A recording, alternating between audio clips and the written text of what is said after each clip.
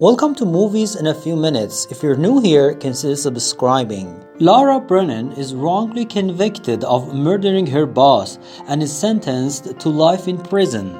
Her young son Luke ceases to acknowledge her during prison visits.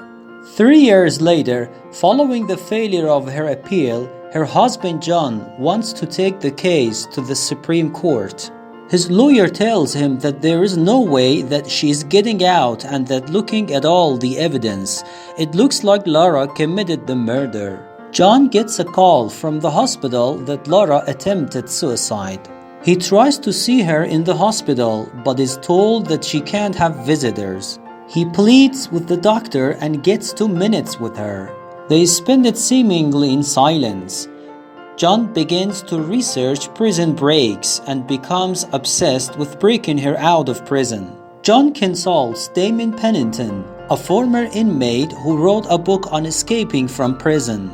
Pennington tells John that escaping from Pittsburgh is tough because of all the bridges and bottlenecks. After 9/11, the city can be locked down in 15 minutes. He tells John that he will need cash, fake documents, and a place to escape to as well.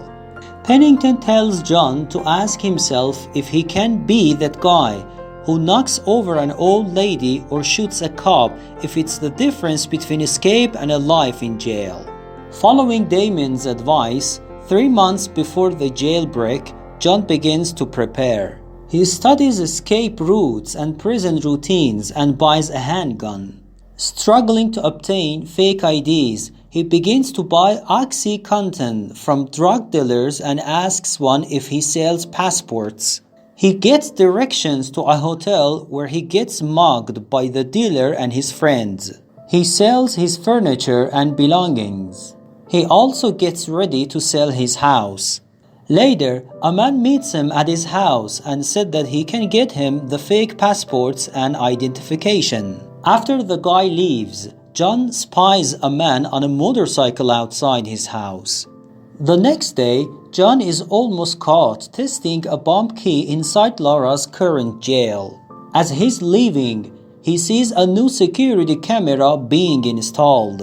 A police officer also sees him vomit outside and gets suspicious. The police officer follows him home. John also learns how to break into a medical van and changes Laura's health records. When John learns that Laura will be transferred in 3 days to high security prison, he is forced to make an emergency plan. Unable to sell his house in time, he considers robbing a bank but hesitates at the last minute. The stress begins to get to him and he almost runs over a mother and her child. He goes to meet his wife in jail and he begins to argue. In a fit of quiet rage, she admits she did it. John doesn't believe her. Desperate at his wife's failing mental health, John tells a local drug dealer to a meth lab and robs it of cash. After a firefight with the meth maker, John kills him and the dealer dies in John's car as John tries to save him. John breaks his taillight as he escapes. The cops come to investigate the incident. As he goes to pick up his son at his father's house, his father finds evidence of John's endeavors. As he leaves, his father shakes his hand and gives him a final hug goodbye. The cops at the meth house are investigating and continue to process evidence and find a broken taillight. Beginning his plan, John plants falsified blood work indicating Laura is in a state of hyperkalemia and leaves Luke at a birthday party. He also cuts the phone line to the med center where the blood was tested. Laura is transferred from jail to a nearby university hospital. Following evidence left behind at the drug house, police track down John's car, break into his empty house and conclude that he is planning to break his wife out. They rush to the hospital to capture him. Laura's guards at the hospital are overcome by John, and he convinces her to escape with him. John and Laura exit the hospital, narrowly evade police and leave the area disguised as Pittsburgh Penguins fans heading to the train station. They board a train on track 4 when John suddenly pulls the emergency brake. John leads her to a getaway car that he had stashed, and they get away over the bridge in under 15 minutes.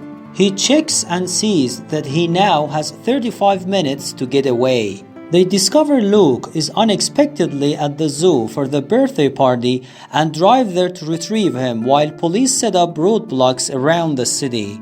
John realizes that he's running out of time and makes the turn for the highway instead, saying that he will later find a way to get their son to them. Lara's response is to open the car door, ready to fall out onto the road and end their problems. John grabs her and takes the risk to go to the zoo to get their child. After, they pass through the checkpoint by picking up an elderly couple for cover at the train station. They drop off the couple at Buffalo and drive to a Canadian airport. Police are misled by escape plan fragments John has purposely left behind and delay the wrong flight. As they pass the passport control, the officer lets them through as their picture is not yet on the wanted list. As a shift change occurs, the wanted list is updated and the new guard is unaware that the previous guard had allowed them through. John, Lara, and Luke board a plane bound for a city of Caracas in Venezuela, which has no extradition treaty with the United States. Detectives return to the crime scene where Lara's boss was killed. A flashback shows details of the murder and Lara's innocence.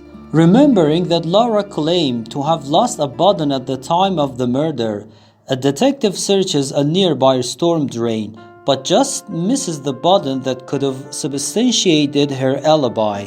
John, Lara, and Luke are next seen at a hotel in Caracas. As Lara lies down next to her son, Luke kisses his mother and they fall asleep together. As the film ends, John takes a picture of his sleeping wife and son.